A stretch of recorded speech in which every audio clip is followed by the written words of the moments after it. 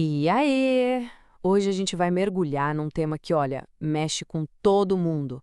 A relação, às vezes bem tensa, entre o poder do Estado sobre a propriedade privada e a responsabilidade que ele tem quando algo dá errado.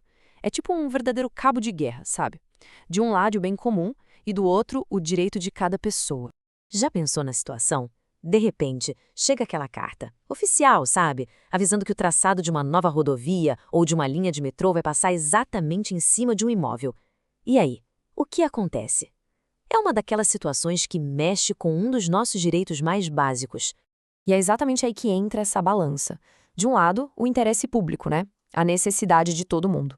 Do outro, o direito à propriedade, que está lá, garantido na Constituição. O grande desafio é justamente esse: como equilibrar esses dois pratos. Vamos entender como a lei tenta resolver essa questão. Certo? Então, vamos direto ao ponto. A peça-chave para entender por que o Estado pode sim intervir na propriedade privada está toda nesse conceito aí, a função social. É que, segundo a nossa Constituição, o direito de propriedade não é absoluto, não é uma coisa sem limites, ele precisa cumprir um papel maior, precisa beneficiar a sociedade como um todo. É essa a grande justificativa legal para a ação do Estado. Tá, mas como é que o Estado faz isso na prática? Bom, ele tem o que a gente pode chamar de uma caixa de ferramentas, com vários instrumentos diferentes de intervenção. Cada um serve para uma situação, dependendo da necessidade do interesse público. Olha só, dá pra gente pensar nessas intervenções como uma escada, indo da mais leve até a mais pesada. Vamos subir juntos. Lá na base, a gente tem as limitações administrativas, tipo uma lei de zoneamento que vale para todo mundo na cidade. Subindo um degrau, vem a servidão administrativa. Sabe quando a companhia de luz precisa passar um fio ou colocar um poste num terreno? É isso. Depois, a requisição, que acontece em emergências, como usar um hospital privado durante uma pandemia. Aí tem a ocupação temporária, para ajudar numa obra pública. O tombamento, para proteger um prédio histórico, por exemplo. E lá no topo, a mais forte de todas, a desapropriação. Pois é, a desapropriação é o último estágio, a intervenção mais radical. É quando o Estado tira mesmo a propriedade de alguém. Mas olha, tem regras muito claras para isso e elas são cruciais. A indenização tem que ser paga antes de qualquer coisa, tem que ser justa, ou seja, tem que valer o preço de mercado e, na maioria das vezes, tem que ser em dinheiro. Se não seguir essa cartilha, o ato é ilegal, simples assim. Ok, a gente já viu o poder que o Estado tem para intervir. Mas e quando essa intervenção, ou até a falta de uma ação do Estado, acaba causando um prejuízo? Agora a gente vira a moeda e fala da outra parte da história, a responsabilidade que vem junto com todo esse poder. É aqui que entra a tal da responsabilidade civil do Estado. Basicamente é o seguinte, é o dever que o poder público tem de indenizar, de pagar pelos danos que as suas ações, ou até as suas omissões, causam para qualquer pessoa. É a forma que o sistema tem de dizer: quem quebra, paga. E como é que isso funciona aqui no Brasil? A nossa base é a chamada teoria do risco administrativo. E aqui tem um ponto que, olha, é fundamental entender. Não precisa provar que o funcionário público teve culpa ou agiu de má fé, não. A responsabilidade aqui é o que a gente chama de objetiva. Basta que a ação do Estado tenha causado o dano.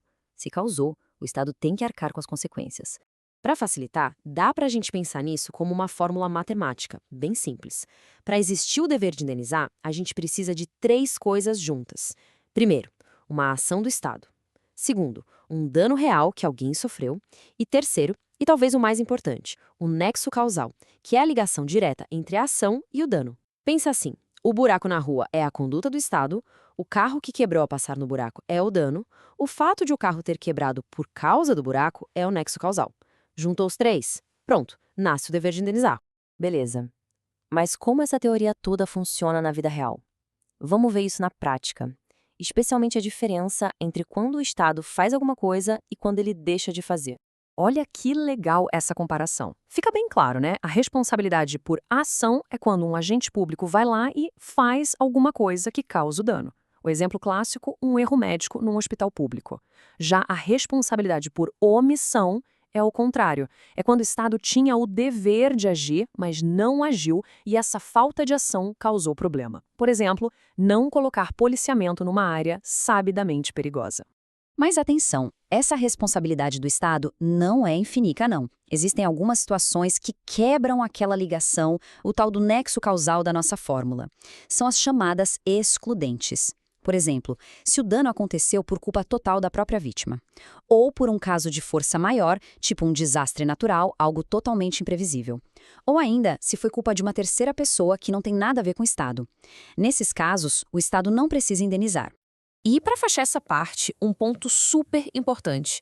Depois que o Estado vai lá e paga a indenização para a pessoa prejudicada, a história não termina ali.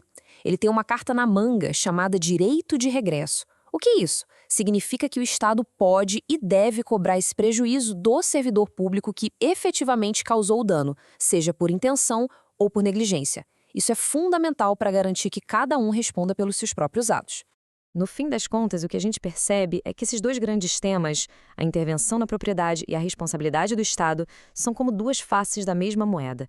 Eles mostram essa busca constante por um ponto de equilíbrio, um equilíbrio delicado entre o poder e o dever do Estado de um lado e os direitos e garantias de cada pessoa do outro. E isso tudo nos leva de volta à grande pergunta, né? Nessa disputa entre interesse público e direito individual, onde é que a gente encontra o equilíbrio perfeito? A lei nos dá as ferramentas, nos dá o caminho. Mas a aplicação disso no dia a dia?